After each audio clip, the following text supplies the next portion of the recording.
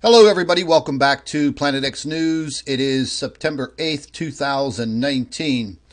And ladies and gentlemen, I have some video footage that I want to share with you and some other additional information and just some general commentary about what's happening with our climate, what I've been finding, what I've been researching, and also, what has happened over there in the Bahamas. And also, I got a lot of emails and inbox messages a few days ago concerning, it was a video, I guess a video that was put out by, I guess, I don't even know how to put this. I guess one of these Planet X researchers, I use that term very, very loosely because after reviewing a lot of the videos on this gentleman's YouTube channel, I thought to myself, once again, I hope people really aren't believing what he is showing. And folks, this live stream isn't going to be about bashing other YouTubers, because I know some of you like to leave those derogatory comments under my videos, but then all of you ask questions. So what do? It's like a double-edged sword. Do I answer your questions or do I ignore your questions?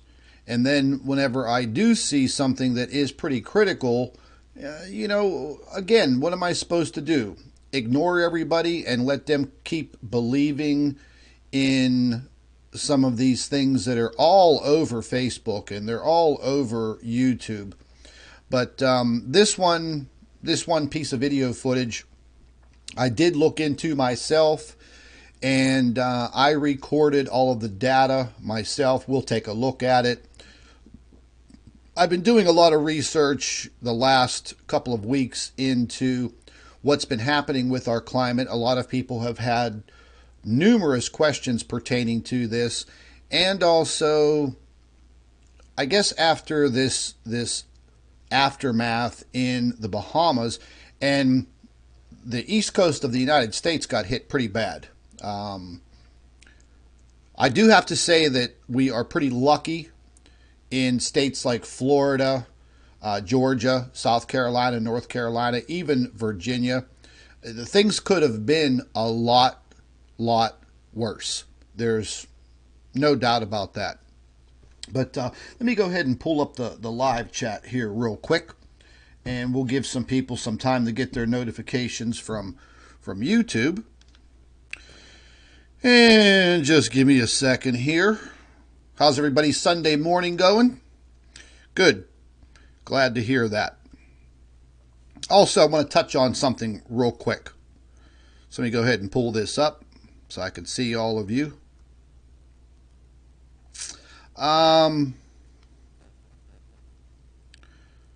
The video that I did a few days ago that was pertaining to God and religion. Wow, man, let me tell you, whoo-hoo, I guess I touched a nerve with quite a few people.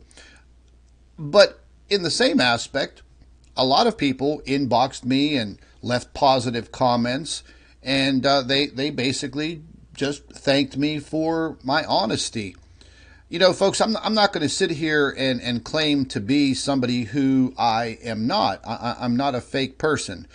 And I do believe in a higher power, a higher spiritual power, because let's just face it, our world, our solar system, our galaxy, the entire universe, everything is entirely too complex for us to just evolve from some type of pond scum that, here on Earth. So yes, I do believe that there has to be some form of a higher creator. Doing the video on who is God, I thought it was pretty damn interesting because, folks, all too many times throughout all of these decades and centuries and just literally thousands of years, We do have to search for the truth. Just like an archaeologist searches for the truth, digging through ruins, searching for dinosaur bones or the Egyptian pyramids. So sometimes that's what I like to think of myself as, some type of a little archaeologist searching for the truth. And some of it was just my opinion. But let me just touch on a little note here. I guess for some of the people that felt super offended, and I don't know why. I mean, I really don't. But then again, everybody has a right to their opinion. But let's just put it this way. For some of you that sent me really horrible, really horrible inbox messages, and a good number of you sent me some really, really nasty emails, I just want to inform you. I mean, you're lucky I'm a nice guy, because some of the emails that a few of these folks sent me, you could actually be arrested for the emails that you sent me. I had one guy threaten to fine me and burn a cross in my yard. I had, just a whole bunch of really weird, violent emails, threatening my life. I don't, look, first things first, if you're going to do something like that, use a fake email address. Don't use your regular email address that can be traced right back to you. I mean, that's pretty stupid. But anyways, that was all uncalled for. The majority of the emails I just pretty much laughed at. And that's that. So that was the God video. We're over and done with that. Time to move on. Oh, and I did have 28 people that did unsubscribe from Planet X News that day. But then the very next day, 32 people resubscribed. And I just looked into it, and it was the same people. So, folks, whether you are subscribed to this YouTube channel or you unsubscribed, look, I'm not going to lose any sleep over that. I'm not going to lie to you. It is what it is. YouTube censors my YouTube channel so much now, it really doesn't even matter. But what does matter is critical information. And if you think that you're going to get better critical information on this subject matter somewhere else, then hey, man, that's your prerogative. You can move on. But I do have a lot of good information for everybody that we're going to look into. And one of these things that's been popping up on my television set, because here in my office, I have a big flat screen TV. Usually I have either the Weather Channel or the news running in the background, so I can kind of hear what's going on. And if something does pop, I'm right on it.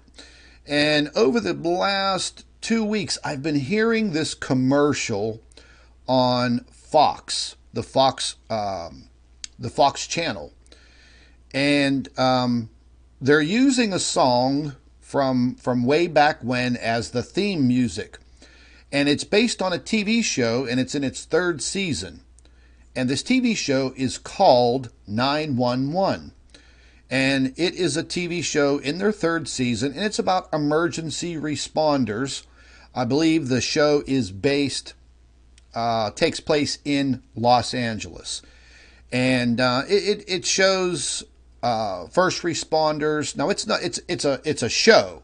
It's not like Cops where, cameramen ride around with cops on duty. No, this is just an actual production, a movie.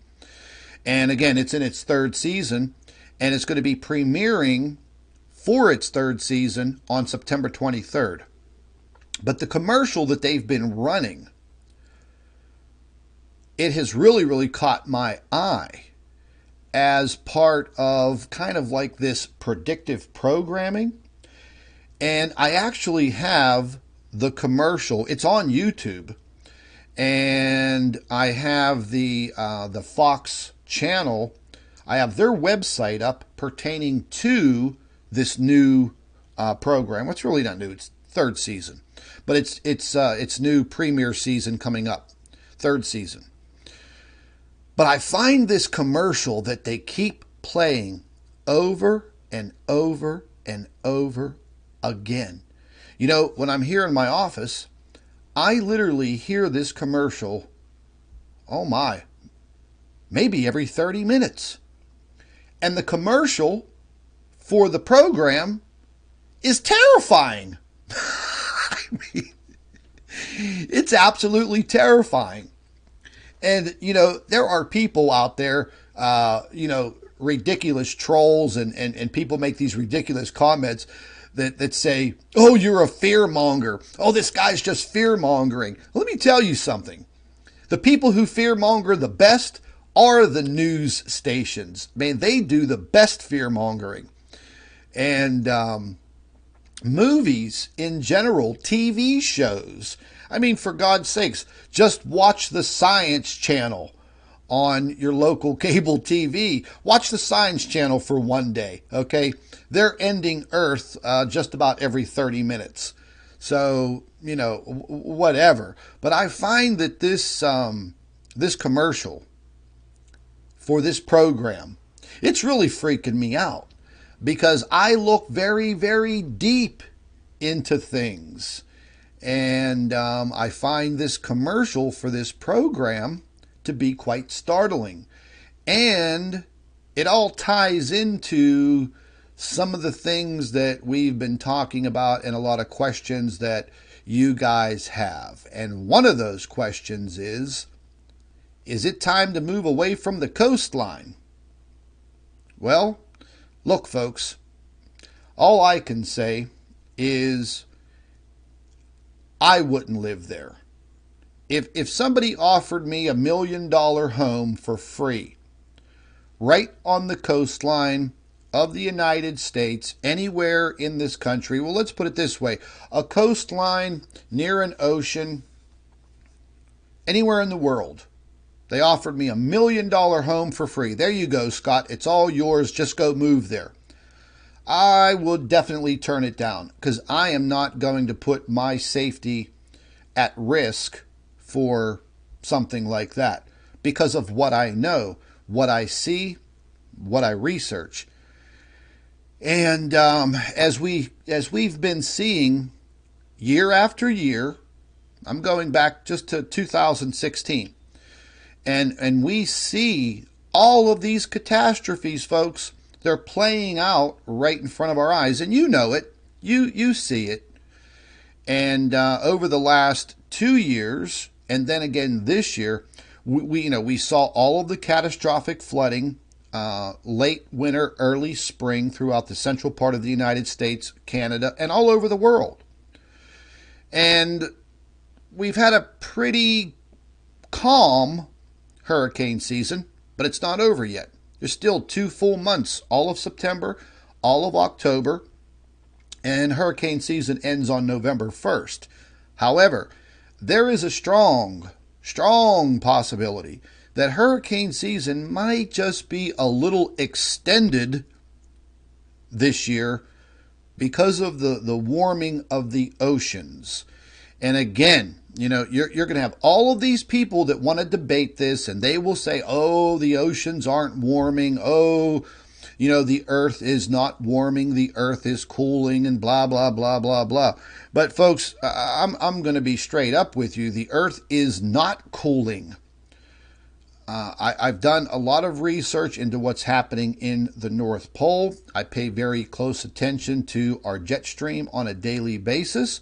I pay attention to the carbon dioxide levels in our atmosphere.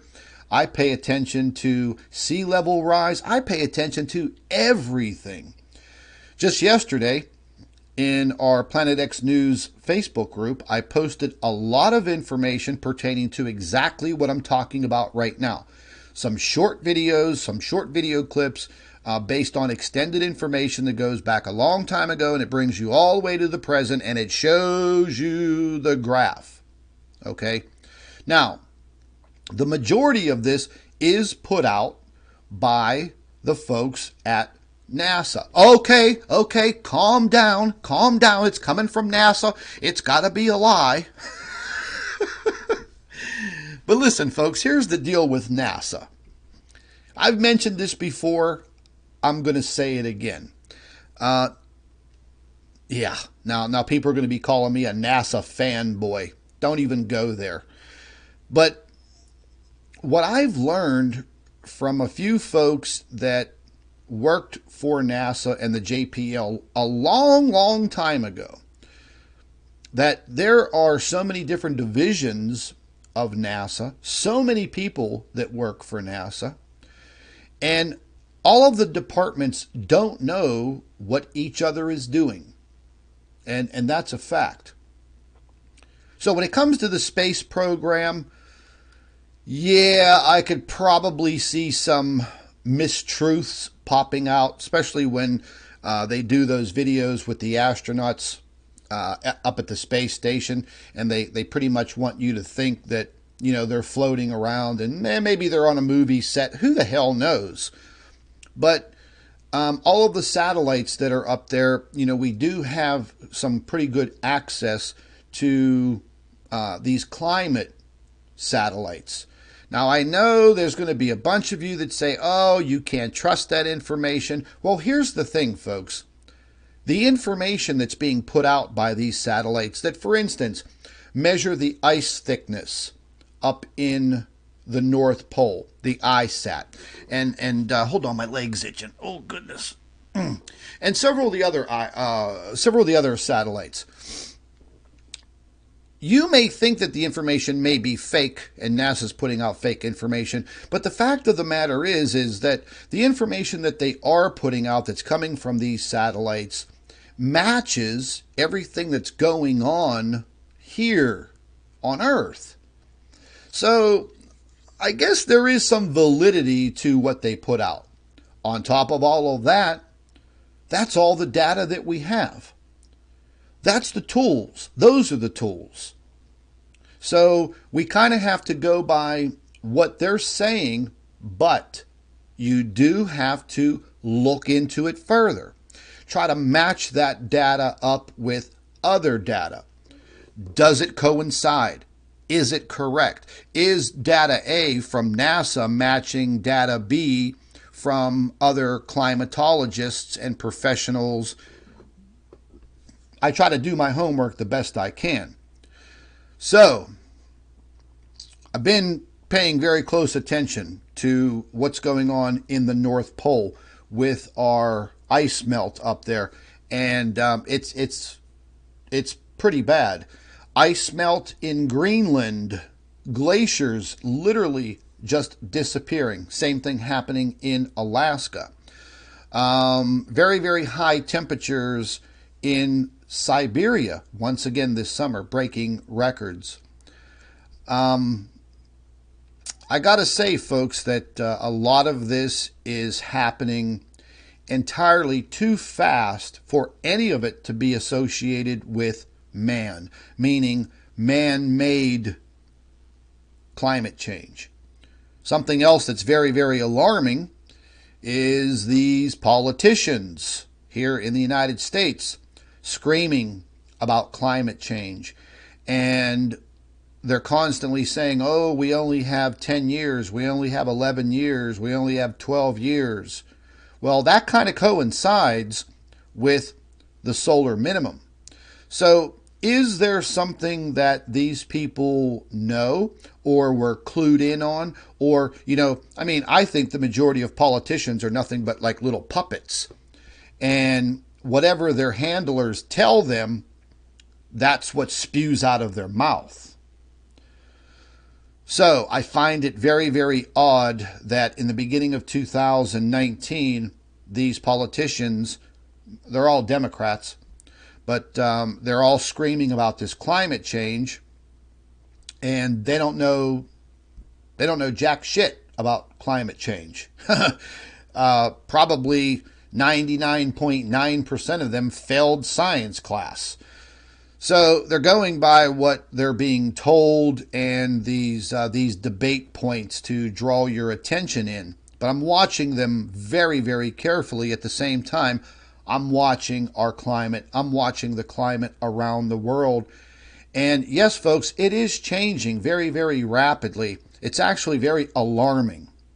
Everybody on this planet should be very, very concerned about our climate.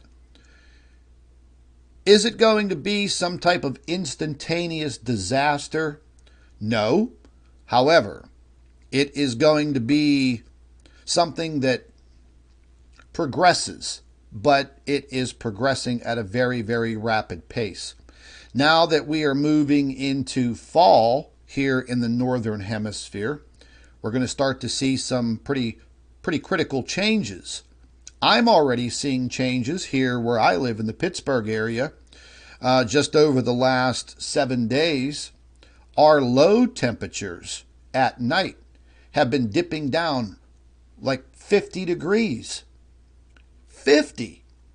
I mean, in September, here in the Pittsburgh area, it's still relatively hot every day and muggy at nighttime.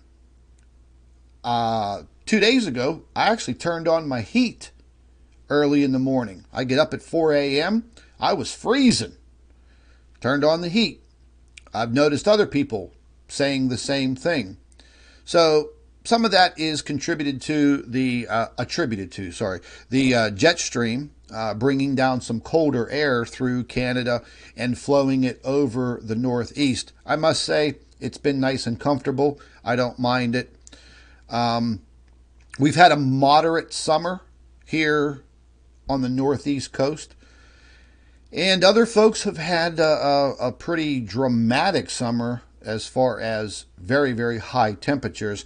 I'm still recording temperatures over in the Middle East and parts of India in excess of 115, 116 degrees. Now, talking about the folks in the southern hemisphere, wow.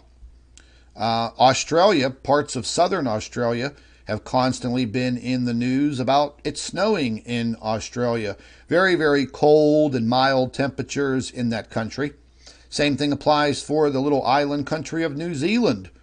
You know, I maintain my information for myself, and I look at the whole world. I look at temperatures everywhere around the globe. And yeah, I do see some really, really crazy things going on. What is this all attributed to? Well, look, back in 2016, I talked about this extensively. I've been talking about it for years.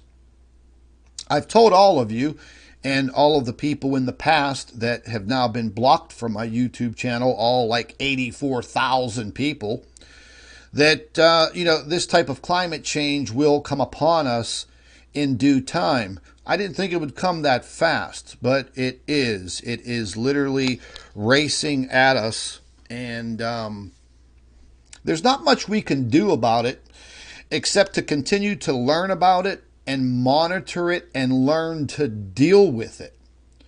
So living directly on these coastlines, folks, look, it is what it is. You've seen the destruction year after year. You've seen the flooding. And a lot of people were asking me my opinion on Hurricane Dorian, if I thought that it was a geoengineered hurricane. Folks, I didn't see anything related to geoengineering with that hurricane. However, the stalling process over the Bahamas, specifically Freeport, Grand Bahama Island, I've never seen anything like that before. However, going back, doing legitimate research, and finding out if there were ever instances like this where major hurricanes stalled out in the ocean. And yes, I found numerous accounts of hurricanes stalling out in the ocean. One of them, I forget the name of it. I should have saved the information. One of them stalled out in the ocean for 4 days. 4 days. So when you're dealing with hurricanes, there's a lot of dynamics that come into play. And high pressures, low pressures, wind streams, and all of these things, and ocean temperatures, all of these things come into play when the hurricane is moving across the Atlantic and it gets closer and closer to, say, for instance, the east coast of the United States. The rotation of the Earth comes into that dynamic. One thing that I did notice very early on, before Hurricane Dorian even got close to the Bahamas, I was running my own little model tests, and I believe it was on September 3rd or 4th, I forget which day it was. I posted a little thumbnail showing the path of Hurricane Dorian and where I was projecting it to make landfall. And that was in Oak Island, North Carolina. Not the Oak Island from the TV show on the History Channel. But there's a small community right on the coast called Oak Island. Kind of is that part of southern North Carolina that kind of jets out a little bit where Hatteras is, Cape Hatteras and Cape Fear. And yeah, I mean, all those days later, that is the projected path that it did take. Why did Hurricane Dorian sit out there over the Bahamas? Well, folks, look, there's a couple of reasons. Without pulling up a bunch of weather charts and confusing everybody, there was a very large high pressure that was sitting out over the middle part of the United States. And at that time, there was another high pressure that was sitting out in the Atlantic Ocean, just above Hurricane Dorian. Now, those high pressure systems, and if you watch the Weather Channel, they do a pretty good job explaining these things. But these high pressure systems, they act as kind of a buffer and also a steering mechanism for some of these hurricanes. High pressures can be a good thing for a hurricane to move out of our way, or they could be a really bad thing. And it just so happens that these two high pressure systems, one over the midsection of the United States and one just above the hurricane in the Atlantic, really caused a problem. The high pressure that was in the middle of the United States was not moving across fast enough to pick Dorian up and push it out to sea before it even got to the Bahamas. And then we have the high pressure that was in the Atlantic right above Dorian, and it was literally squeezing Dorian downward, and then that downward motion of that high pressure was pushing it in a straight line right across the Bahamas. And between those two high pressures, bingo, all of a sudden, the hurricane had no steering mechanism. It had nowhere to go. And yes, hurricanes do stall. And it was a very, very tragic situation, what has happened in the Bahamas. I would like to show all of you video clips and photographs that I have, but what I've been finding out over the last couple of days is YouTube is cringing on showing this stuff. If you are not a major news organization, forget it. You're going to get a community guideline strike for showing this footage and the destruction. And Facebook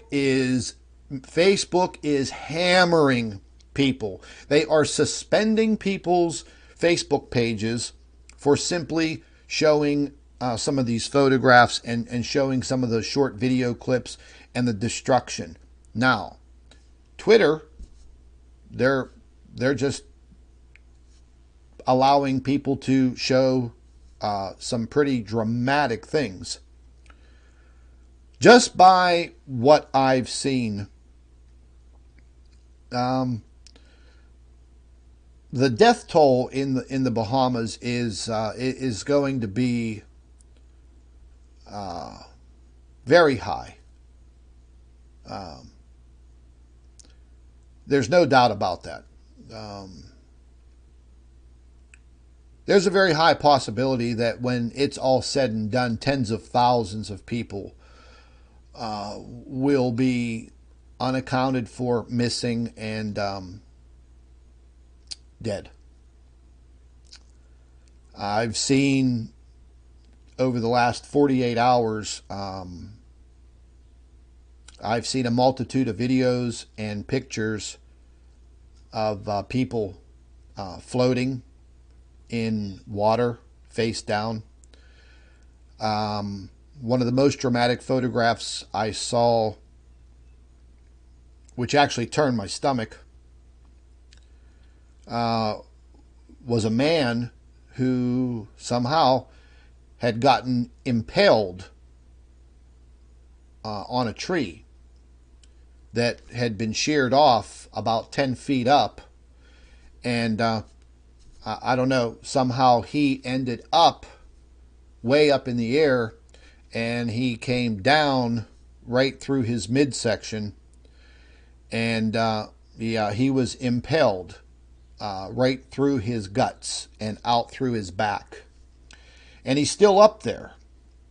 They can't get him down. There is entirely too much debris around the area. And I'm sure, the majority of you have seen all of the photographs already. There was a very compelling video report on Fox News yesterday and the day before.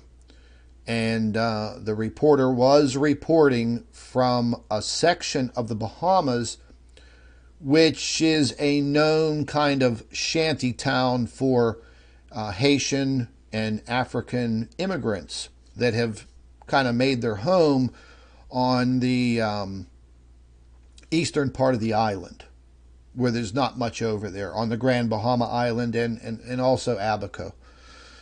They really don't know how many people actually live there, but the numbers are staggering. Thousands.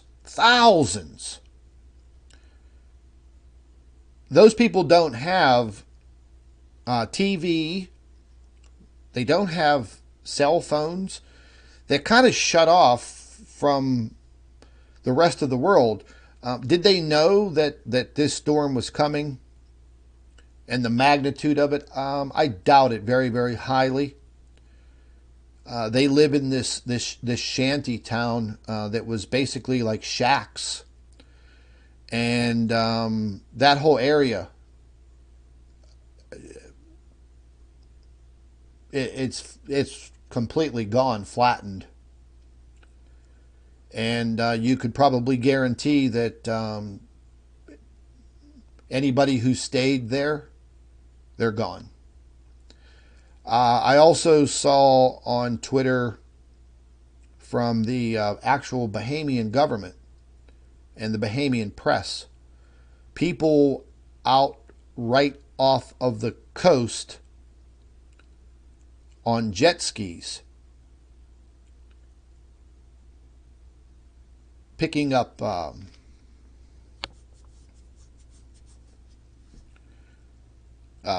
bodies that are all the way out in the ocean already. So, this is something that we are going to have to look forward to if you're living on these coastal areas. Not trying to scare anybody, folks, but it's reality. It's pure reality at this point. I mean, how many times over the last couple of years have we seen this?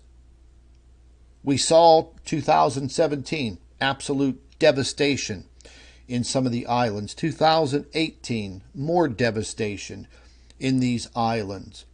We saw the mass evacuations in the state of Florida. We saw, what happened with Hurricane Harvey out in the Gulf of Mexico. It's pretty bad, pretty bad. But things are actually going to be worse with these hurricanes. Now, we may not see an increase in the number of hurricanes, but what we will see is hurricanes that will be larger and more powerful. And something that's coming into play is the rising sea levels. You will have people out there that will debate, and they will say the sea levels are not rising. That is a lie. That is a complete lie. The sea levels are rising. Now, it's not dramatic, but they are. The more and more these ice caps melt, the more and more ice that we see melting, for instance, in Greenland, and these glaciers disappearing. Well, folks, where do you think that water goes? When you have these gigantic icebergs that are flowing downward through the Antarctic and down into northern Canada and down along Nova Scotia, these icebergs are like the size of huge buildings, and then they get out into the Atlantic. Well, what do you think they do? They just float around like an ice cube? No, they melt in the warmer waters. We've seen over the last couple of years massive ice shelves breaking off in the Antarctic. Some of them as big as Manhattan or Long Island, New York. Huge. Well, where do you think they go? Well, they end up getting caught in the currents and they end up floating somewhere, probably into warmer water. Now, let's talk about all of the massive amounts of rain. Well, where do you think all of that rain goes? It goes into the streams and the tributaries and the rivers, and some of those rivers lead out to where? The ocean. The grand old Mississippi River here in the United States. My river here in Pittsburgh, all three of our rivers are directly connected to the Mississippi. Where does the Mississippi go? Flows directly out into the Gulf of Mexico. Where does the Gulf of Mexico water go? It goes out into the Southern Caribbean, the West Indies, the Atlantic Ocean, and blah, blah, blah. So yes, sea levels are rising. I think that we're going to see more sea level rise in the very near future. But whether you live on the coast, that's your prerogative, that's your decision. I myself, there is no damn way in hell you can get me to live on a coastline. Just ain't happening. So there was a lot of destruction that occurred on the East Coast from this hurricane. A ton of flooding. And again, the storm surge in parts of the Bahamas reached 23 feet. 23 feet. Total devastation. I don't think the Grand Bahama Island or Abaco, I don't think that it will ever be the same. They're having very, very big problems trying to get food, water, and medical supplies into these people, and things are already turning violent with the folks over there. And it's very, very sad. Very sad. A lot of destruction on the East Coast. Tornado after tornado after tornado. They were spawning in South Carolina and North Carolina. destroying homes, obliterating things, and then bingo, here comes that storm surge. So as we experience these larger hurricanes in the upcoming years, and folks, they're going to get worse and they're going to get bigger, and the storm surge is going to be greater. So no longer are we going to be faced with this little 3 to 6 foot storm surge. We're going to be faced with 15 to 25 feet of storm surge. 25 feet of storm surge is absolutely catastrophic. So we're being pushed back. We're being pushed back away from the shores, especially in this country, because the United States is pretty much surrounded by water on the west coast, in the Gulf of Mexico, on the east coast. And then we have all of our rivers, and we have also the Great Lakes. That's going to probably pose a problem sometime here in the very, very near future with the Great Lakes overspilling their banks. We'll see. I believe some of them did some of that this late spring. But the aftermath from Dorian is unprecedented. The destruction in the Bahamas is just, to put it bluntly, just plain sad. And my heart goes out to all of those people. I heard one report from a lady. She has 35 family members. They're all gone. She can't find them. You know, you could literally have your whole family wiped out. Generations of family members gone. I listened to one report of a blind man, completely blind, and he had a disabled son and no help. And the waters rose very rapidly. I believe their home was destroyed. And imagine being in floodwaters up to your chin with your disabled son on your back. You don't know where to go. But worst of all, you're blind. You can't see where you're going, and you can't see what's even coming at you. But he survived.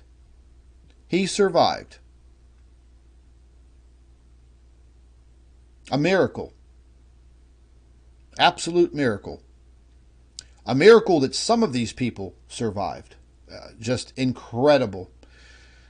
But it's going to be a long, long time before anything is even close to being normal again in those islands, Abaco and Grand Bahama.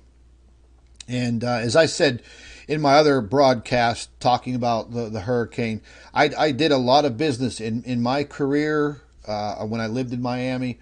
I did a lot of business in Nassau and Freeport, Grand Bahama Island. I've been to Freeport probably over 50 times throughout a 22-year career down there. And I got to know and love the people over there, man. I just really, really enjoyed going over there on business and staying for a couple of days. And I enjoyed their culture and I enjoyed the people. But the only thing I have left of the Bahamas are just the memories. And I think that's going to be the same with each and every one of these people that live there. They have nothing. Nothing. So we're definitely going to see this type of thing continue. And there are things going on out there in our inner solar system along with our sun that is directly contributing to all of this. If you think about it, in a roundabout way, it seems like all of this literally just came out of nowhere over the last couple of years. We have all of these massive fires that occur. They spew carbon monoxide into the upper atmosphere, which is a major, major problem because that actually heats the upper atmosphere. That actually causes major problems up there. We've seen catastrophic flooding, nonstop, year-round on this planet now for the last 3 years. Actually, a little bit more than 3.5 years. We've seen snowstorms like we saw last year that moved up through the center part of the United States that looked like a typhoon. And it was literally the size of half of the United States. You guys all remember that. We see the extreme temperatures around the world. Not everywhere, but a lot of places. Extreme temperatures well over 100 degrees, 110, 112, 115, 120. Yeah. And not to mention earthquake activity, volcanic activity. Everything that we talk about, everything is on the rise. Every bit of it, all of it. So that is a little too coincidental, don't you think? So for the people that don't believe that there's a large object out there orbiting our sun now and interacting with our sun's magnetic field and also influencing the Earth's magnetic field, hey folks, I'm telling you right now, if you think otherwise, then you better have another answer to all of this that I just described and just said. What is the other cause? Yeah, that's right. You have to get to the root cause. So 3.5 years ago, back in 2016, I was already warning of this. And I was telling people, man, we have to watch out. We do have to prepare. I don't know how you can really prep for some of these things other than getting yourself removed away from them. Meaning, okay, move away from the coast and you won't be subject to coastal flooding and the possibility of massive hurricanes and tornadoes. Don't live by a river. Okay. But some people just can't get up and move just like that.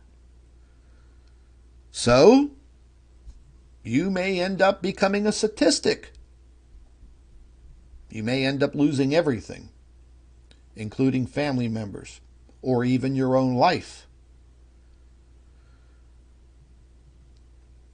One of the biggest problems that we have is social media.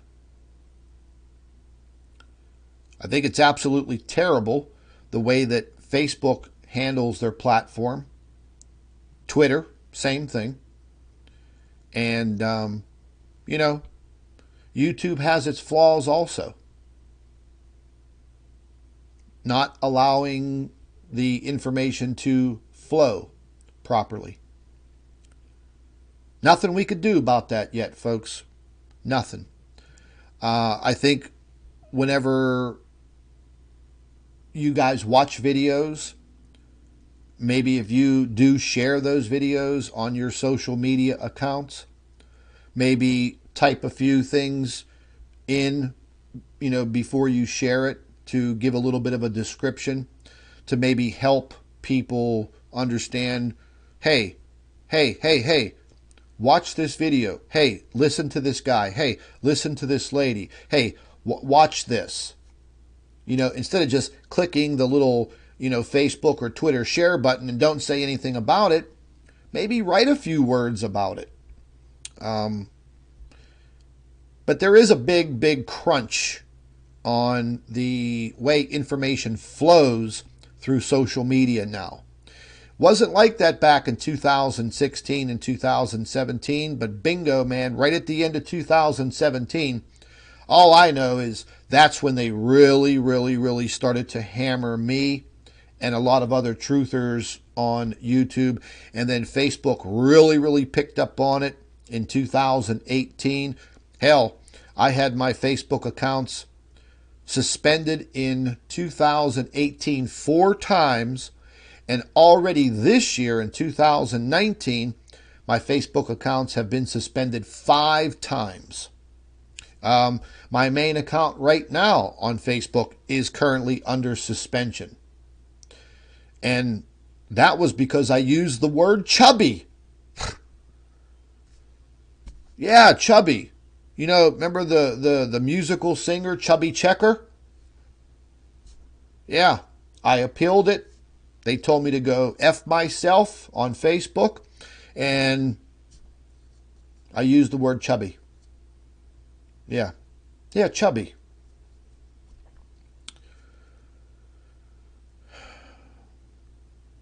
Nothing we could do about it, folks. Stay tuned. Stay tuned. And learn. It's been pretty upsetting for me watching all of this play out, because I wish there was more that I could do.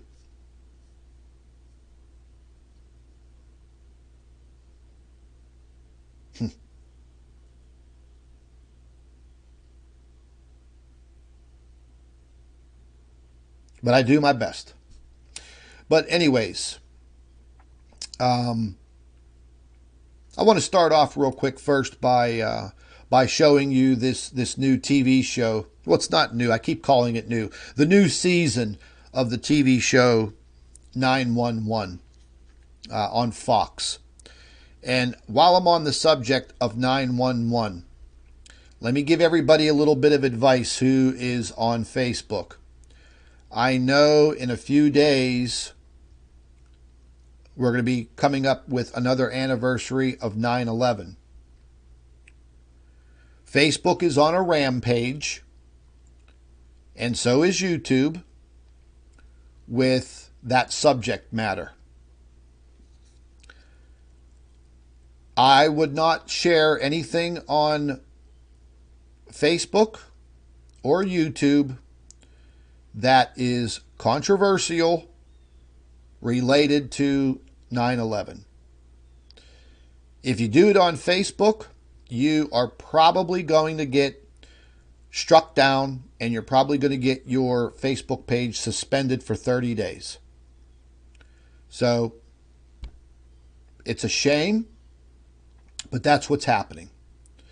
There have been 17,000 accounts deleted from YouTube, and millions and millions and millions of comments.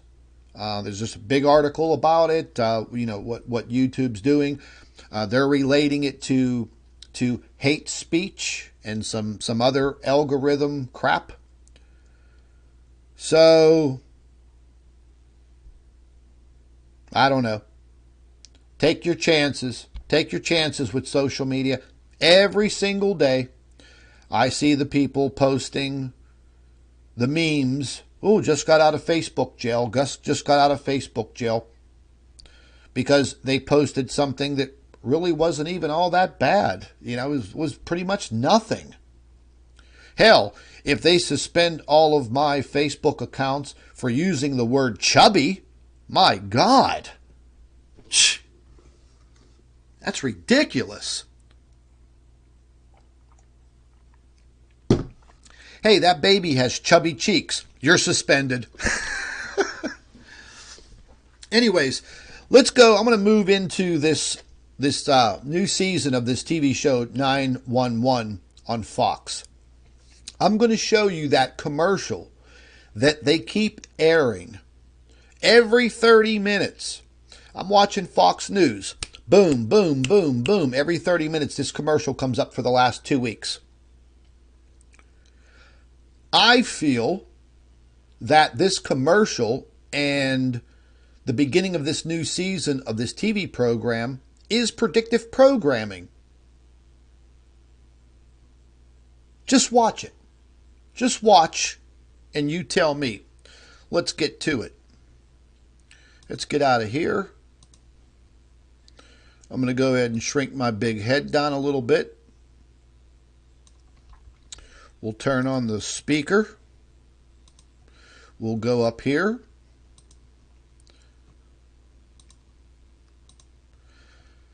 Now, I can't open this screen up the full way because, I don't know, the way YouTube's algorithm works, the next thing you know, they'll be trying to give me some kind of freaking copyright strike or something, some crap. They've been on a warpath with that lately. But again, the name of this TV program is called 911. And if you go down here, I'll excuse me, I'll leave a link to this in the description box. And you guys can check it out. It says, from the creators, Ryan Murphy and Brad Falchuk, the American Horror Story franchise, the TV show Nip Tuck. And it says the new procedural drama 911 explores the high-pressure experiences of police officers, paramedics, and firefighters who are thrust into the most frightening, shocking, and heart-stopping situations. Now, this is Season 3's new trailer that starts and premieres on September 23rd. And I will be watching it. And check this out. An emergency is the absence of choice. The randomness of the world. The crazy chaos of life. Robbing us of our safety. Mommy?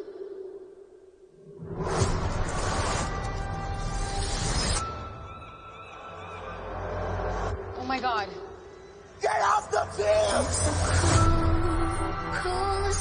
So when the storms rage, leaving me here on my own, it's a cruel summer. we call out.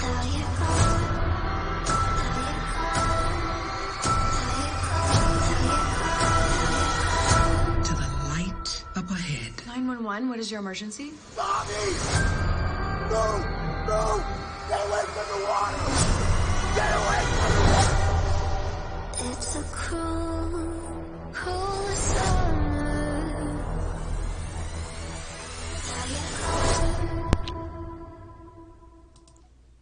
Now, folks, I'm just going to go ahead and zip back here. Where's that tidal wave at? There we go. So, as you can see, this TV show is based in Los Angeles. You can see, I don't know if you guys noticed that the fireman on the top of his hat, fire hat, it said Los Angeles Fire Department. That could be, I don't know if that's the Santa Monica Pier, Long Beach. I'm not that familiar with the California coast. But it's obviously a very touristy area. And you can see the size of that tidal wave. I don't know if you can consider that a tsunami, because that thing is hundreds of feet high. That's probably, by gauging it, that may be about 200 feet high. What would cause something like that out in the Pacific? Well, an earthquake. Most definitely. Can that occur out in the Pacific? Yeah, most definitely. What I find kind of odd, though, is that there's probably a better chance of something like this that you see on your screen right now.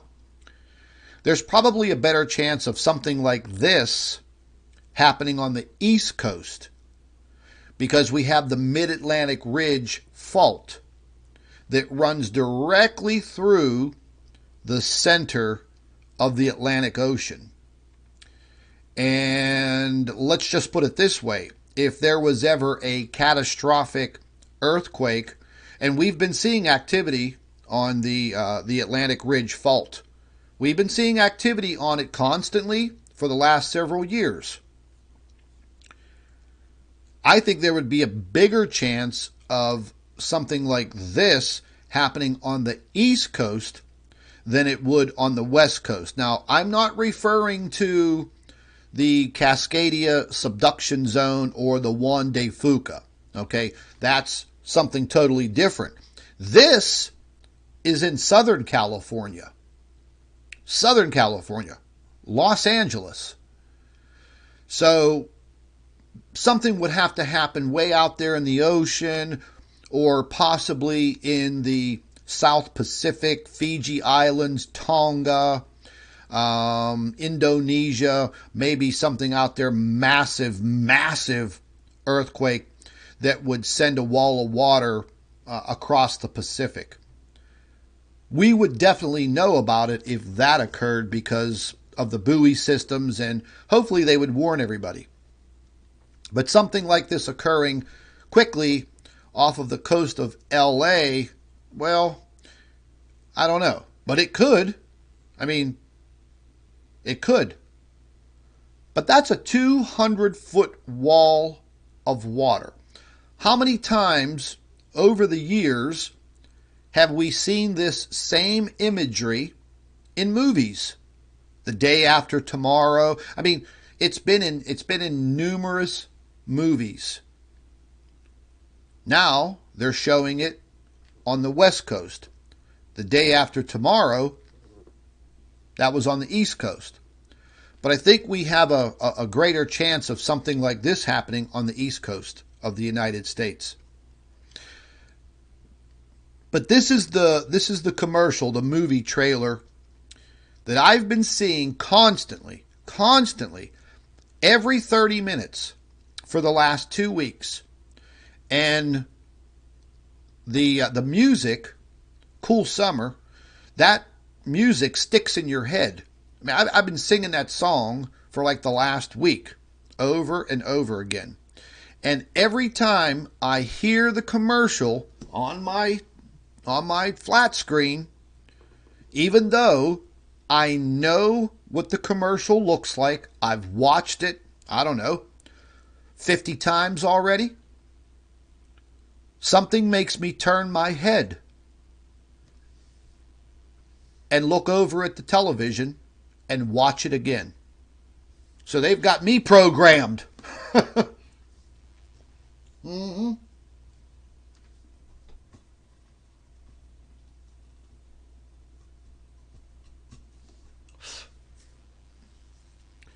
That's pretty crazy.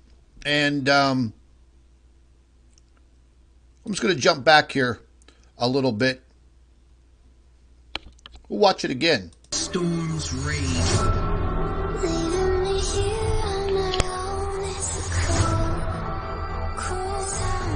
We call out.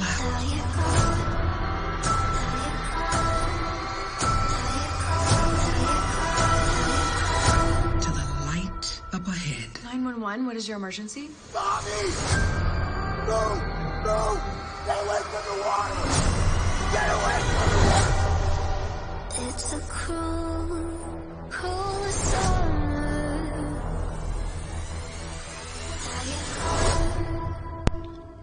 That's pretty incredible. I will I'll put this in the live chat if you guys want to share it.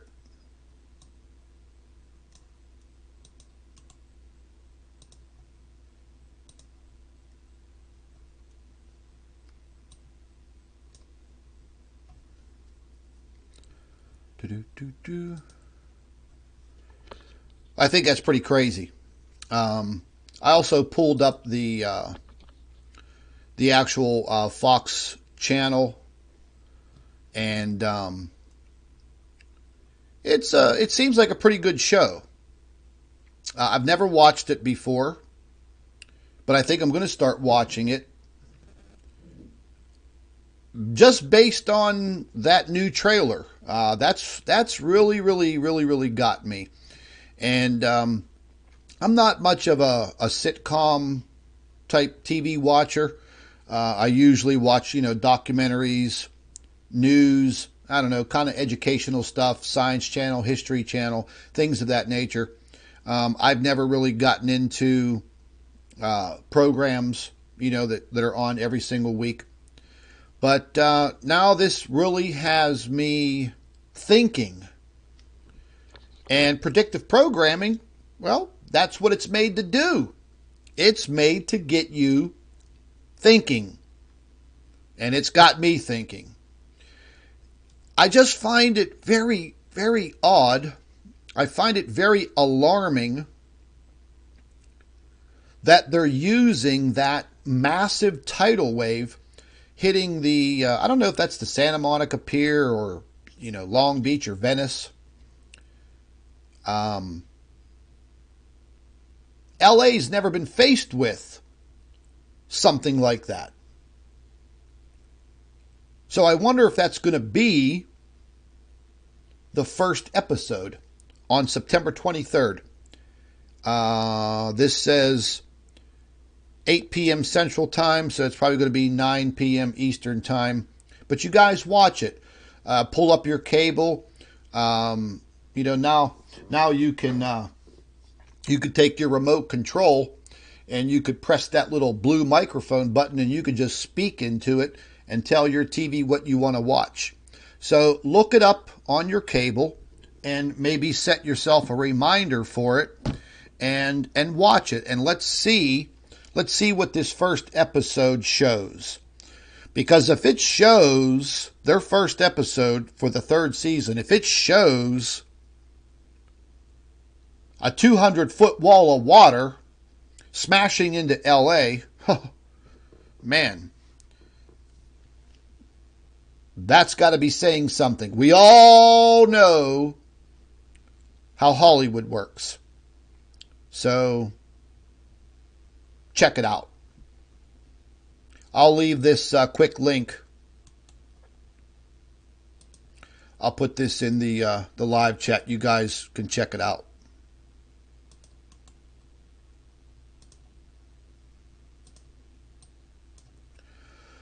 Yeah, pretty crazy.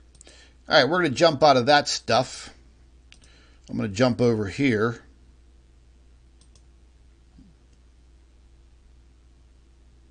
I'll leave my head down. Now, I want to jump into real quick.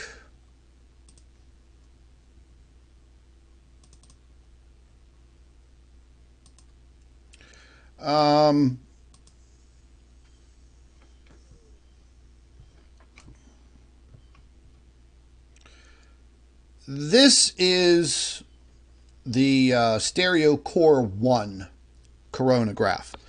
Now let's get into some Planet X news. Here on Planet X News.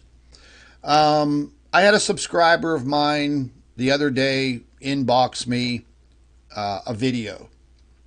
And they said, wow, Scott, look at this.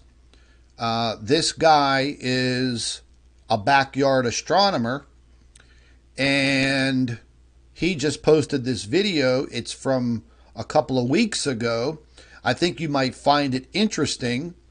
It may coincide with your 28-day orbit theory. And so I checked it out. And when I did check it out, I found it to be very intriguing. But then I listened to what the man was saying. And for him to be an amateur astronomer with a pretty nice, sophisticated telescope and programs in his laptop that's hooked up to the telescope, I found the data pretty intriguing. But then I said to myself, well, wait a minute. Let me go check this out. Now, he was portraying some of the things in his video as large UFOs and also Planet X, or a planetary object zipping through the coronagraph. Tens of thousands of views. And I was reading the comments of these people that were watching this video. And they're completely being tricked and fooled again. Now, not trying to bash anybody here, folks, but, none of you, well, let me rephrase that. Some of you don't give me credit for calling out the fakers that lie to you. Some of you call me a bully and I'm nasty. But in reality, all I'm trying to do is protect you guys from mistruths. So what's wrong with that? Oh, you're nasty, Scott. Oh, you're a bully. Hey, man, whatever. I have put in years and years and years of this research trying to prove what I have found. And then I have now tens of thousands of people around the world.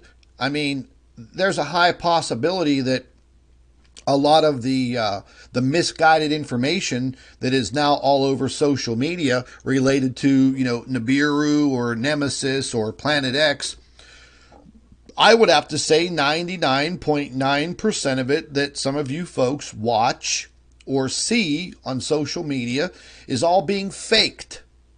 Or the people just don't know what they're looking at. Or they've watched WSO too much, or they've watched some of these other fakers too much that are showing you lens flares and calling that little blue ball a planet. And then when I correct people, when they ask me a question, they get pissed off at me. Why is that? Let me ask each and every one of you a serious question.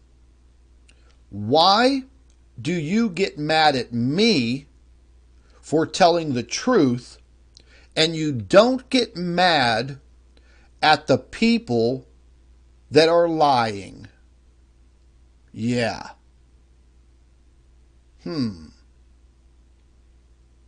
Riddle me that.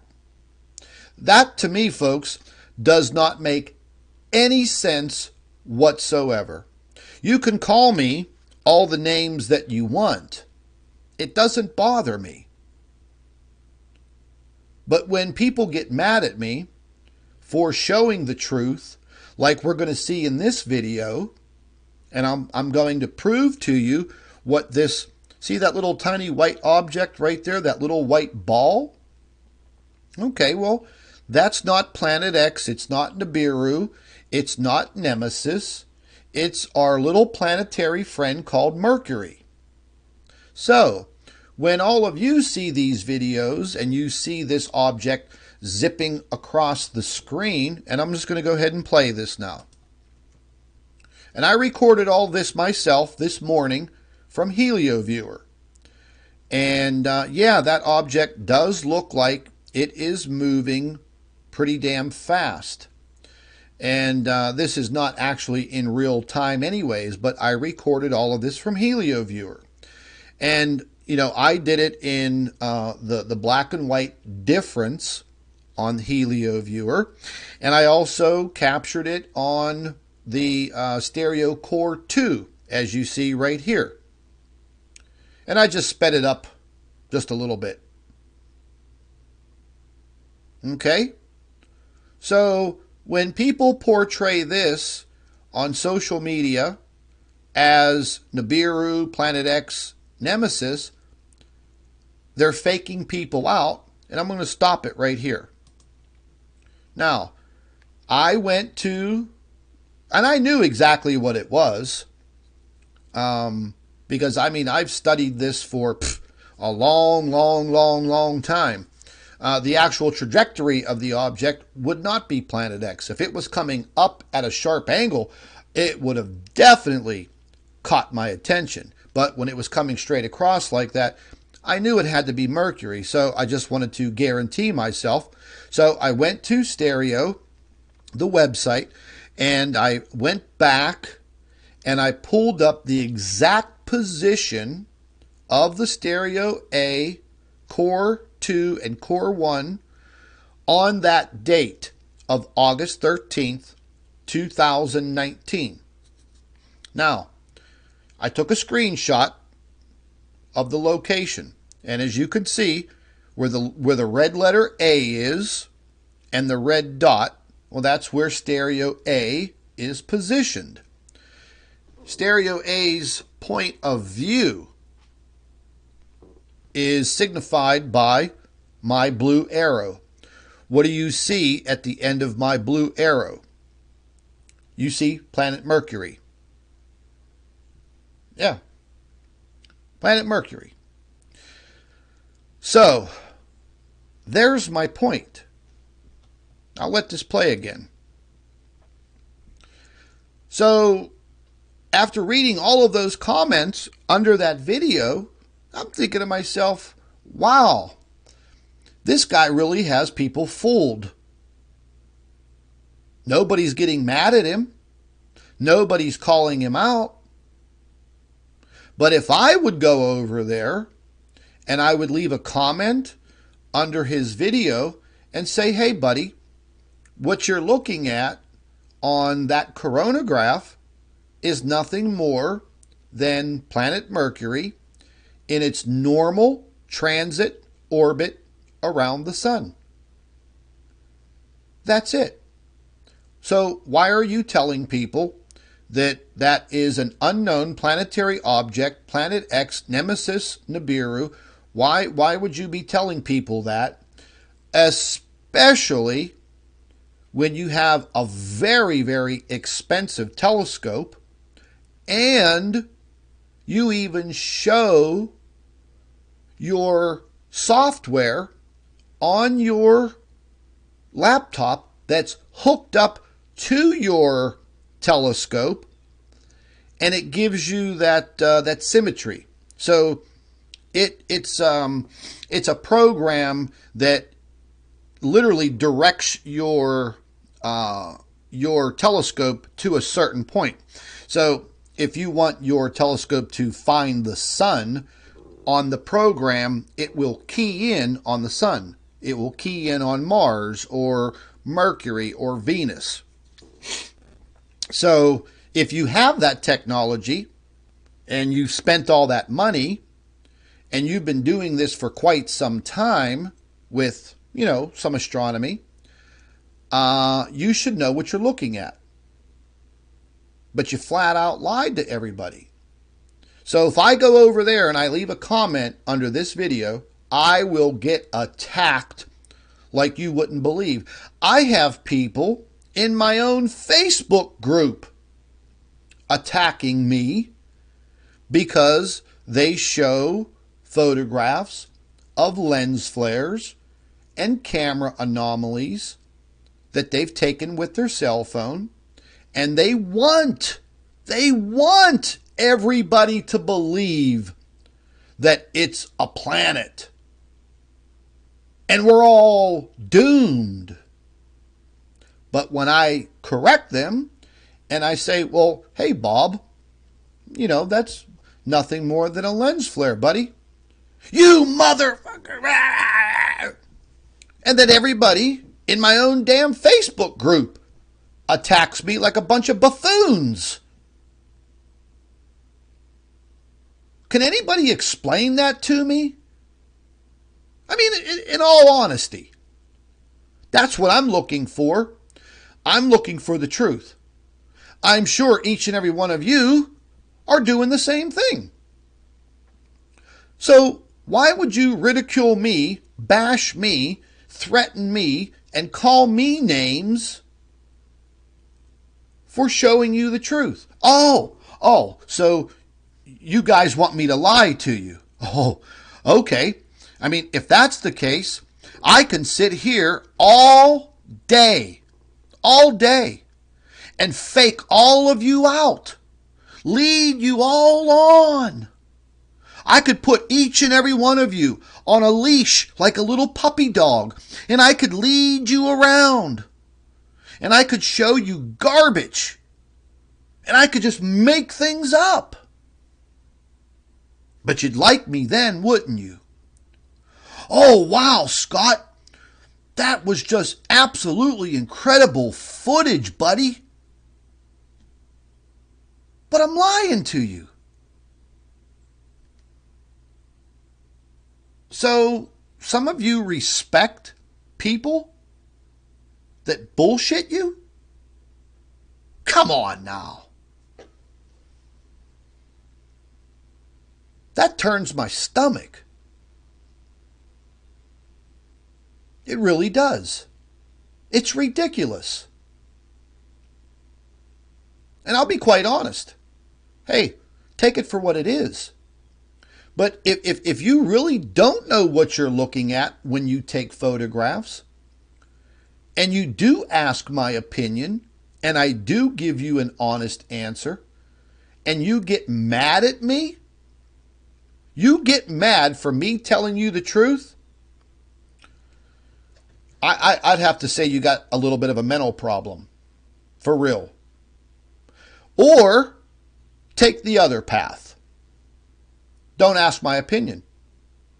Just go on thinking what you think, believing what you believe. Because, folks, I have absolutely no reason, none, zero. I have no agenda to lie to you. I couldn't care how many YouTube views I'm getting. I don't care how many people follow me on Facebook and Twitter. I mean, I would like millions of people to follow me to help educate them and inform them, but I know that's never going to happen now. There's just no way. No way. But don't get mad at me for showing you the truth. That's ridiculous. And I'm going to be quite honest with you. If you guys, if some of you don't like that, if you don't like that part of me, like that song goes, that I'm always singing on my YouTube channel. If you don't like it, hit the road, Jack. Don't you come back no more, no more. Hey, man, it's as simple as that. 28 people didn't like my video about who is God. You sent me death threats, threatened to burn a cross in my yard. Some people threatened to kill me, shoot me. Some lady called me Satan. I don't think my video, based on what is God and who is God, I didn't think it was all that bad. And for all of those that made those derogatory comments, you obviously didn't listen to the full, entire live stream. You didn't listen to the words that were coming out of my mouth. You just formed an opinion immediately, and that's that.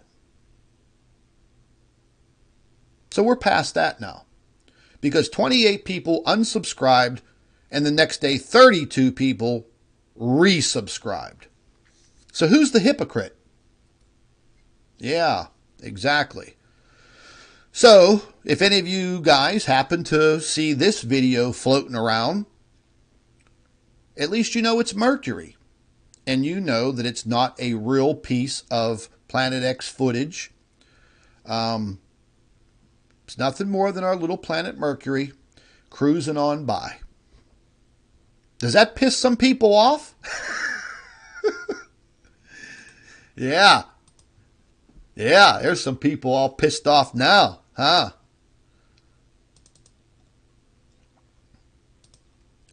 Now, this I put together over the last couple of days. I've been doing a little bit of research on all of the things that are happening to our planet. And I think that is very, very, very important because, you know, a lot of people are talking about climate change, climate change, climate change, climate change. Big, big, hot topic.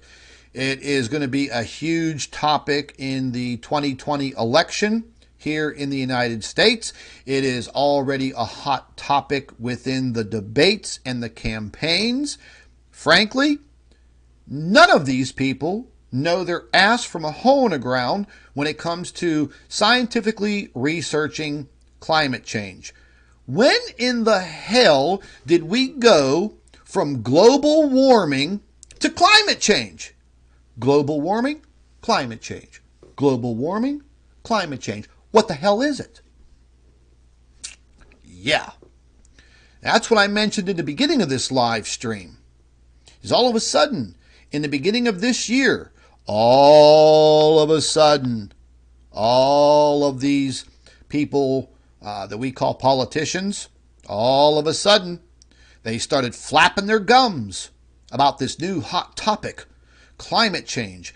And we only have, as Alexandria Ocasio-Cortez stated back in January of 2019, we only have 12 years left. Then that got bumped down to 11 years. Now that we're almost past summer, now it's been bumped down to 10 years. Okay, well, that kind of coincides with the solar minimum that we just moved into 2 months ago. An 11-year cycle of the sun. When the sun's energy, its output, is at a minimum. Therefore, I'm going to go ahead and let this play. Therefore, when the sun goes into a solar minimum, the sun's magnetic field starts to weaken. The Earth's magnetic field, which protects our planet from all of those heavily charged particles bombarding our planet, our magnetic field weakens because our magnetic field works from the sun's output and the sun's magnetic field. Okay, so every 8 minutes, the Earth makes a magnetic reconnection with the sun. Every 8 minutes, like clockwork. So, you've heard me and you've heard Mark at the Blue Kool-Aid channel. We're constantly talking about this magnetic field. It is a huge topic. There is a lot of people that are putting out videos and monitoring what we monitor on the ISWA sites. Now, maybe it sounds like I'm criticizing people once again, but there's a lot of those videos that people really don't know what they're really looking at. And sometimes some of those models can look very alarming. But if you don't know exactly how those models work and what you should be looking at, then you're kind of in the dark. It took me a long time. It's taken me years and years and years of research, folks, and learning and reading and investigating to understand all of this. And we're talking about multiple sciences here, just not astronomy and earth space science, but climatology, the oceans, our weather. I mean, everything. It's a huge bag of sciences that you have to swallow, and it takes years. So the things that you see scrolling across your screen right now, this is all data research that's been compiled for quite a long time. And these are models that are showing you progressions in ice melt in the Arctic, ice melt and glacier melt in Greenland. This, what you're seeing on your screen now, this is showing you the carbon monoxide that was associated with the Amazon fires. Now, you would say, oh, okay, Scott, well, what's that have to do with anything? Well, folks, with the amount of that type of gas spewing upward into our atmosphere way above us, that actually ends up heating up our atmosphere. It's a greenhouse gas. Yeah. So, man is not the problem here. Man can't produce that amount of greenhouse gas. Global warming, all of that shit that they had out there for all of those years, and Al Gore with the global warming, was all a farce. It was an excuse for what was happening. And here's another thing, too, that I'm finding out, is that these bozo scientists that take the money for the grants to say whatever the government wants them to say and put out the information, they created the global warming crap. When in fact, yes, things were heating up, things were progressing.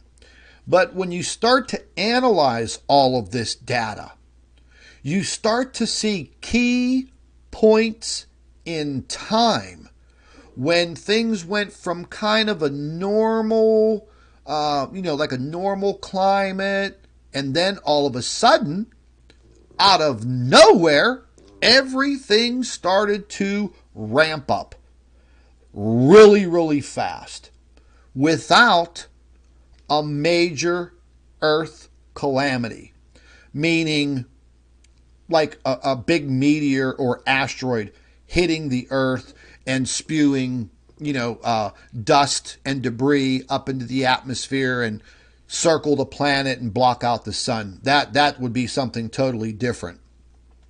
But we've seen the increase in volcanic activity, folks.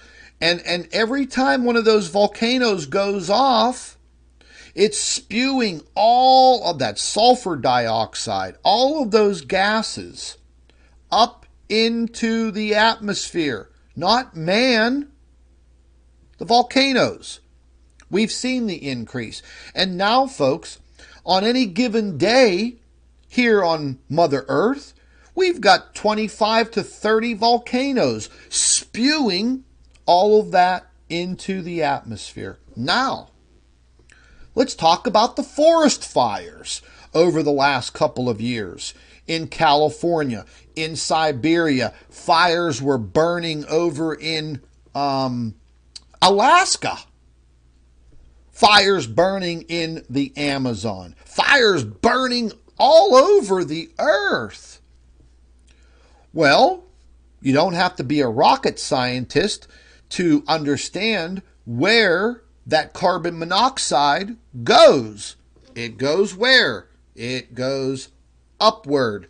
And what happens? That gas. Those are greenhouse gases. That gets up there. That does heat the atmosphere. But see, folks, that's only one of the small problems. One. Because the Earth's magnetic field has been weakening for some time, but now we're actually in an elevated status as far as the weakening of the magnetic field because of the solar minimum.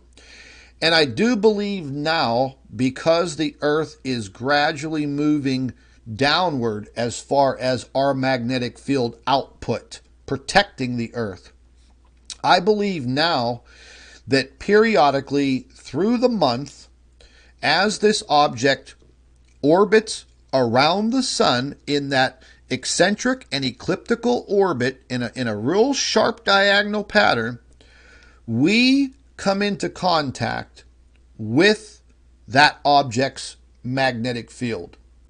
Now, the interaction between that object's magnetic field is now affecting the Earth. Why? because the Earth's magnetic field is on the downslide because of the sun. So that means that we're being affected by the sun's magnetic field and this planet X, this stellar core object, but not all the time. See, that object has to go looping around the sun, and then it drops below the ecliptic, and then it comes back up. So I would say approximately twice a month, the Earth comes in contact with this object's magnetic field.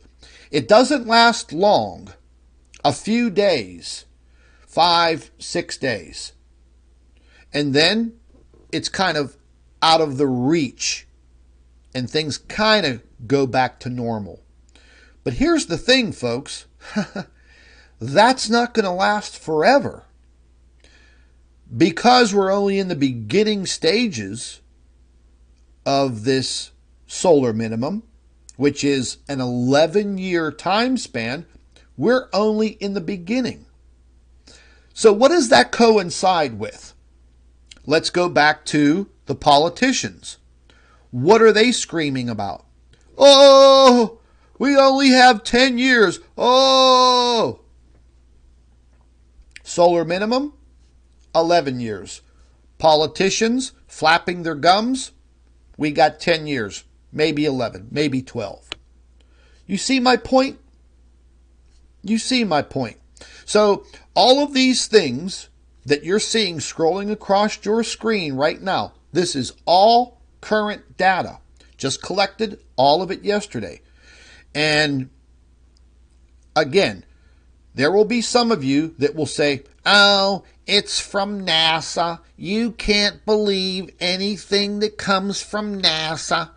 Well, look, folks, here's the deal. We don't have a choice. And if you know things about NASA, none of the departments communicate with each other. None of them work with each other. The space program, yeah, they could be kind of iffy. And there is your regular NASA, and then there's your black ops NASA. Yeah, you guys didn't know about that, did you? You didn't know about that little secret underground black ops NASA, did you? Yeah. Well, that exists. That's where a lot of the deception comes from. Now, the people that legitimately work for NASA, scientists, engineers, legitimate people. They're not all wrapped up in the conspiracy. They couldn't be. Like, for instance, the people that work on the sophisticated ISAT satellites that monitor all of this activity. Well, we need this. We need this documentation. We need this science. And so does the government. The government needs to know if the North Pole ice caps are melting. They need to know what's happening with our climate. Now, I don't know how else to make anybody understand that. Everything, folks, everything is not a lie. Everything is not a conspiracy. Even though, over time, a lot of us have already been programmed to think that anything that comes from NASA is fake.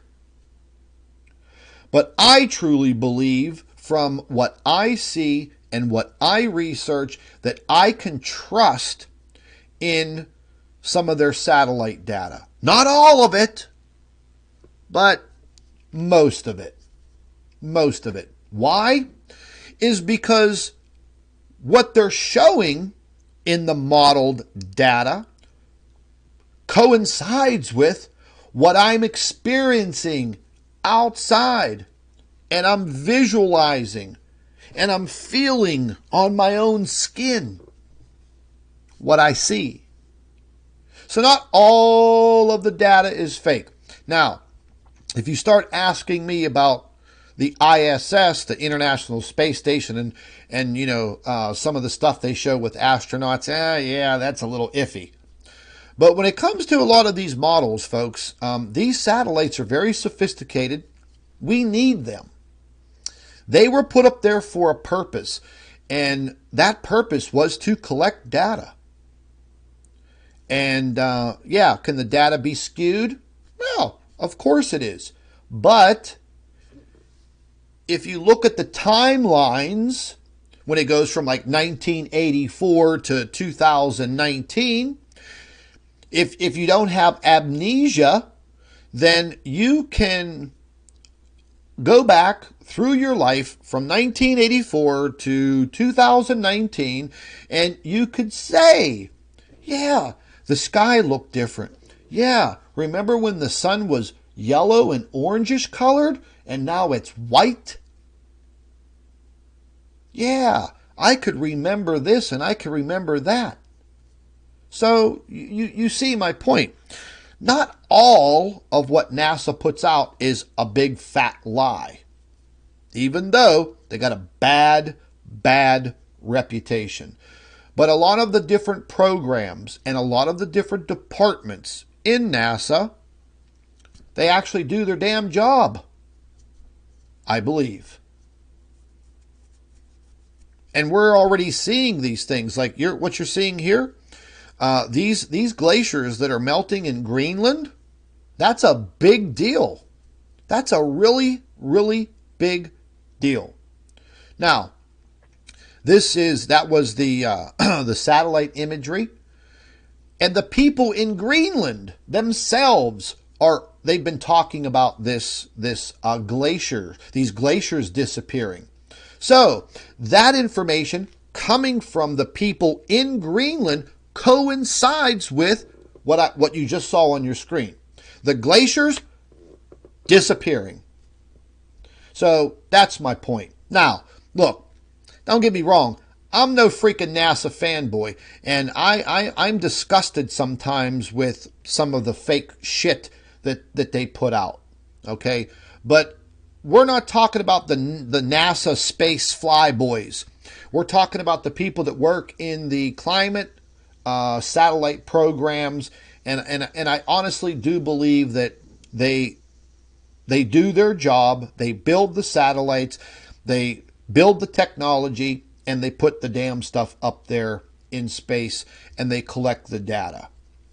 Because people are asking questions. You actually have legitimate scientists and climatologists around the world that want the data.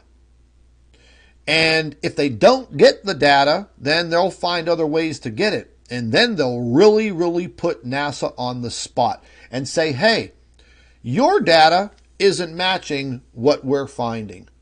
You're lying. So I think that when it comes to the climate changing data, some of the models are decently respectable. Let's just put it that way. But we can all go outside and we can see these things. Now, we can't see what's actually happening up there in the Arctic, but I have found over the last couple of years a very good contact of mine in Canada that does go on a yearly expedition for the last 6 years to those little upper islands right off of northern Greenland. 6 weeks. And they go up there and they measure and test everything. It's a group of scientists and climatologists from Canada.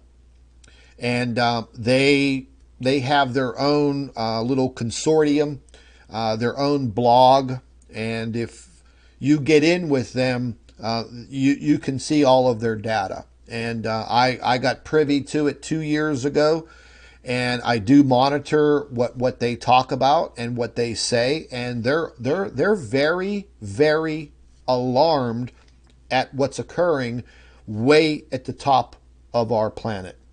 Very concerned. And we saw some very, very weird anomalies, heat anomalies, occur in Alaska this year. I mean, let's just face it. We almost don't have to rely on NASA data. We can see things for ourselves.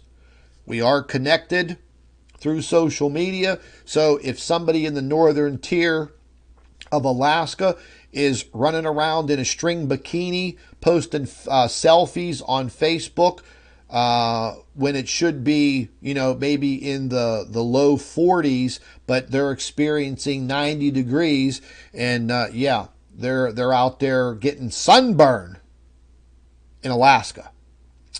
Yeah, so we can see these things for ourselves. We just have to create a bigger network of people putting up truth, putting up true things, not looking to be some damn social media superstar.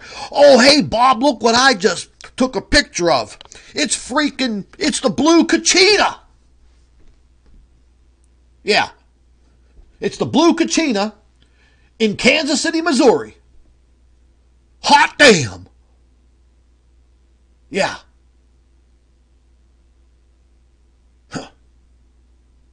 We got to get back to the hardcore basics, folks. Whether you like me or not, that's beside the point. Whether you don't like me calling out people that lie to you, that's pretty stupid. I mean, I'm going to be quite frank with you, because that really pisses me off. When you come at me because I tell you the truth, but yet you don't go after the person that lied to you. That's pretty asinine. But this climate change is going to become a very, very big thing.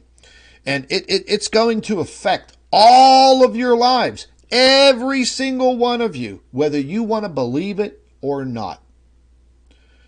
Getting away from the coastlines, all I can say, folks, is if you have the opportunity, do it. Do it as soon as you can. I don't have a crystal ball. I can't tell you what's going to happen tomorrow or a few days from now. We could have a couple more catastrophic hurricanes whip through the Atlantic and crash into the eastern seaboard of the United States. Could you only imagine if that hurricane made its way inland with a 23-foot storm surge and 185 mile an hour winds, if it made its way into New York City, that area, Manhattan, Long Island? Yeah. Think about all of the people that are in the subway systems, underground. Tens of thousands of people. Water rushing in. Subways work off of electricity. Water, electricity means shut off. Now you're underground with all of the water flowing underground, flooding the tunnels. That is your casket. That is where you will die. You will not escape that. Manhattan, it's like an island. Long Island is an island. All the folks in Jersey, what do you think they call it the Jersey Shore for? It's a shoreline. I've been there all my life. My dad's sister lives in Spring Lake, New Jersey, right on the Jersey Shore. I've been there every single July for, God knows how long. And they're not that far. They're not that far up from sea level at all. A 23-foot storm surge would have taken out all of the Jersey Shore. The same thing goes for Virginia Beach. Come on, folks. I mean, we all know geography. State of Florida, look, that's a no-win situation. No matter which way you slice that pie down in South Florida. I lived there for 22 years, okay? They've already tried to do things in South Florida.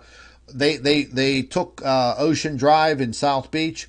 I think it was like a $33 million or $300 million reconstructive program. And there's not much you can do with storm drains because, you dig down so far in South Florida, you hit water. I mean, look, you see New Orleans on your screen right now. This is with a 3, 4, 5, 6 meter increase in sea level, and you see how much territory, how much land it took out. So that didn't have anything to do with a storm surge. That was ocean level sea rise. So if we continue, which we will, to get these very, very powerful hurricanes, we are going to continue to see more and more and more catastrophic storms. Look, even if we only had one per year, that's it, just one. That's going to be one too many, because that one storm is going to cause billions of dollars worth of damage and loss of life. And the loss of any life, even just one, is one too many. So this is what we're faced with. All of this. From people putting out fake videos to the 911 show and predictive programming with a 200-foot wall of water crashing into the beaches right outside of LA, to global warming, climate change, and social media, the censorship all over social media. We just can't seem to get the damn truth out. And when you do tell the truth, people don't like you. They call you names. They threaten you. They make fun of you. And they call you a liar. Okay. Well, that says a lot about your character. Sure does. And I would actually have to question your motives for not absorbing the truth and taking the road of pure lies. Oh, yeah. And some of you don't think I'm on, do you? I'm on you like white on rice. And I know who all of you are. Trust me. Like they say, the old saying, keep your friends close, keep your enemies even closer. Yeah. And be very careful, folks, who you friend on Facebook and social media. Don't be giving out any of your personal information. And because I see a lot of people complaining that their Facebook accounts get hacked. Well, if you had that triple authentication, you wouldn't have to worry about that. People wouldn't be able to hack your Facebook accounts. But that's a totally other subject matter. If you guys want to look up triple authentication for your Facebook account, Google it. It'll show you how to do it. And then you won't have to worry about your Facebook account. Because that's really unnerving when you see these people post on Facebook, oh, don't accept a friend request from me because I've been hacked. I've been hacked. No, you gave out your personal information to somebody that you don't know on social media, and they used it against you, and yeah, you kind of got hacked. But you don't think that there's a hacker, sitting in a dark room saying, oh, I'm going to get Bob Miller. I'm going to hack his Facebook account because you know why? He's just an ordinary guy. I'm just going to hack him. Anyways, folks, that's what I have for you in a nutshell. Yeah, I know that was a lot to absorb, huh? There's never a short live stream when it comes to me, is there? I've been watching the sun, too. Very, very carefully. This was the current SDO I downloaded this yesterday because once again, I monitor these coronal holes every single day. Once again, we're looking at a huge open swath of the sun's atmosphere just burning away, and opening up for all of those heavily charged particles spewing straight towards Earth. And they're making their way through our magnetic field. And where they make their way through, it's not directly through the front side as we see on those models. Those particles, they hit the bow shock or bow shock of our magnetic field, and they go upward and downward, up through the North Pole or down through the North Pole and up through the South Pole. Because that's why you normally see those big coronal holes in the northern hemisphere and southern hemisphere of the sun. So those are kind of weak points.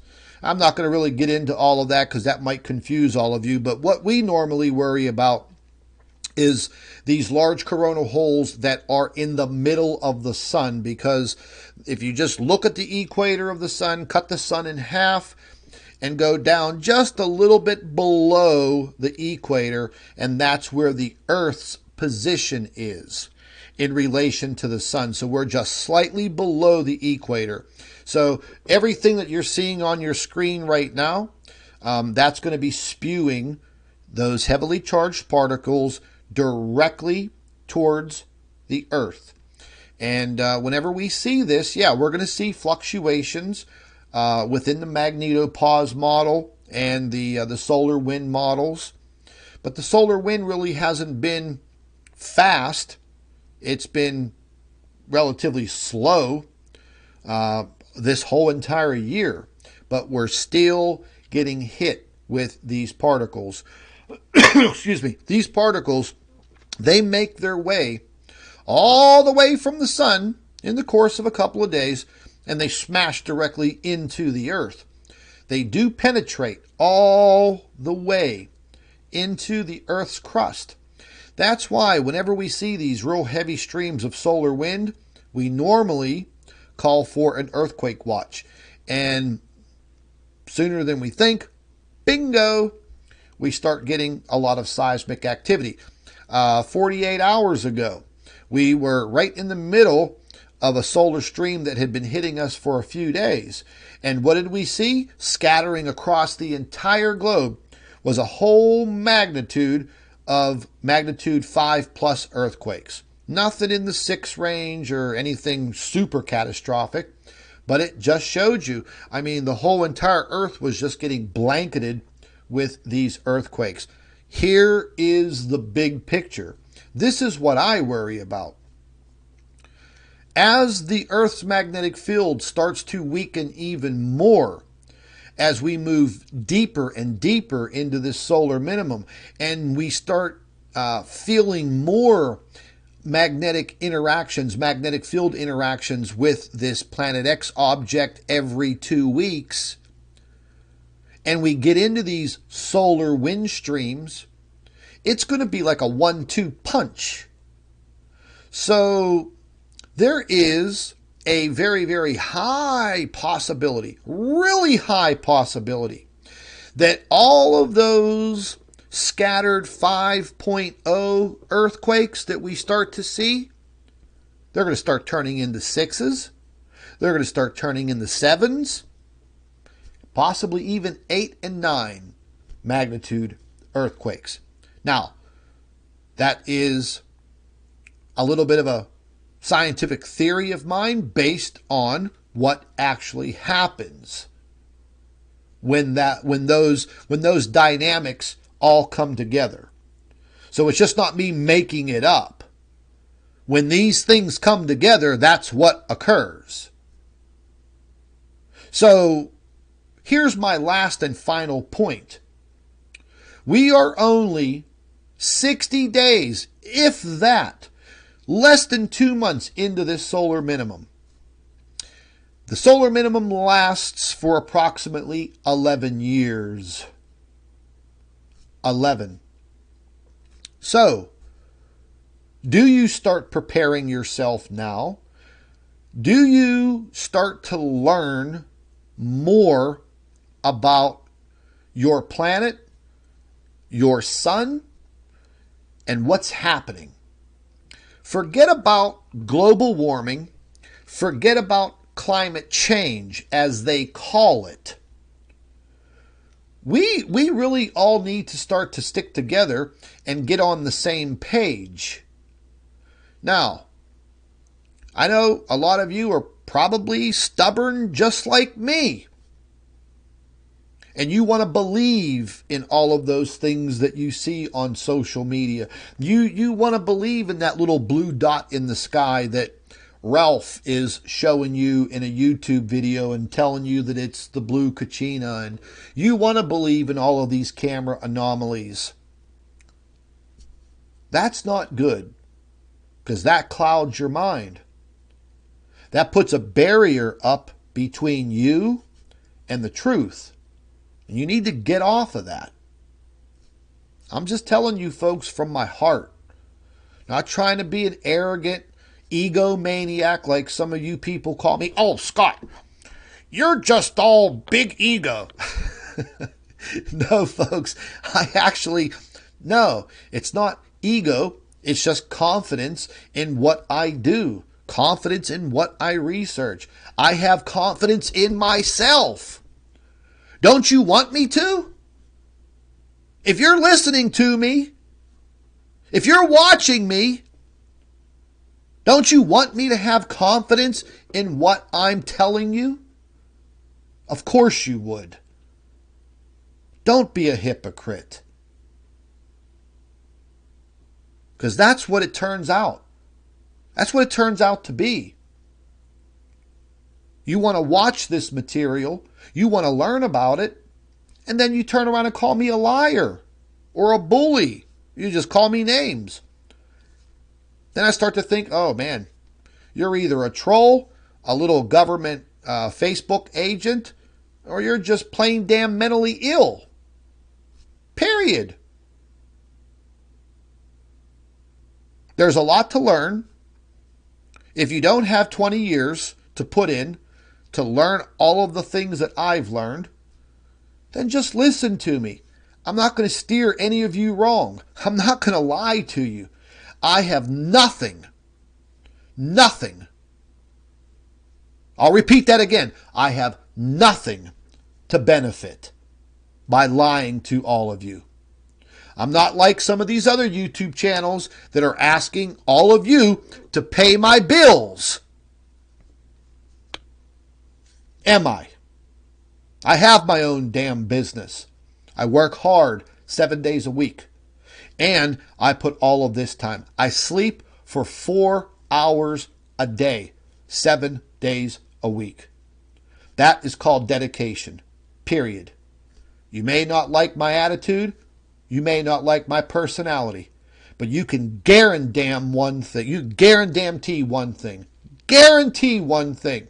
That when you come to this YouTube channel and whatever I'm showing you, I am telling you the truth. The absolute truth as I see it. And I would never steer you wrong. So take it for what it is, folks. And I'm going to go ahead and jump off of here. I hope each and every one of you were able to take something away from this live stream and this information. I'm going to be gathering some more information on the climate. I'm going to be keeping my eyes and my ears on everything around me like I do every single day. And we are getting very, very close to the middle of the month. And remember what I've said before. In that 28-day orbit of this stellar core, this little Planet X object that we talk about and we call it, we're getting very, very close to that part of the middle of the month where we may get a visualization of it within the next couple of days. It could be anywhere between now and the 15th, 16th of the month. So I'm going to be keeping my eye on it. Mark is keeping his eye on it. And I'm going to be quite frank with all of you. I think Mark might have just caught something He did forward some of the photographs to me. I did look at them. They look very, very suspicious. But he's going to be doing a live stream, or not a live stream, a video on what he's noticed. I'll let him cover all of that with his subscribers. Stay tuned to his YouTube channel, and we will see. But here's the thing, folks. It's all based on consistency. And I've been consistent with all of my data, all of my information from the beginning. No wishy-washy bullshit here. I give it to you straight, hardcore truth. That's why I call myself the hardcore truther. But anyways, folks, listen. Enjoy your Sunday. Keep your eyes and ears open. And don't forget, that new program, 911, it comes on Fox September 23rd. Look it up. And let's see if that first episode for the new third season is based on a 200-foot wall of water, whoo, crashing into Los Angeles. Because if it is, I think it's predictive programming. And I personally think that somebody might be trying to tell us something. So we may have to be watching our coastlines east and west very, very carefully. This is Scott from Planet X News. Thank you for watching. Have a very, very safe Sunday, folks. Take care. See you soon. Join our Facebook group. The link's in the description box under the video. Take care, folks.